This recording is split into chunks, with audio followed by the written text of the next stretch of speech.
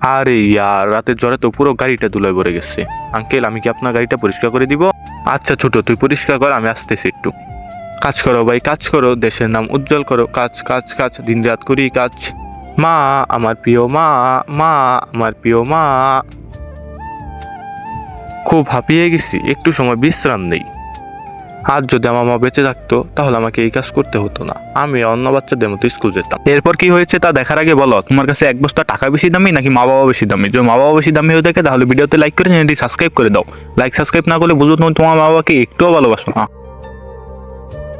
আমি তোকে কাজ করার জন্য টাকা দিব বলছি, বিশ্রাম নেওয়ার জন্য নয়। হ্যাঁ আঙ্কেল, এই তো করছি। দেখ এখানে কত ধুলো, জলদি এখানে পরিষ্কার কর।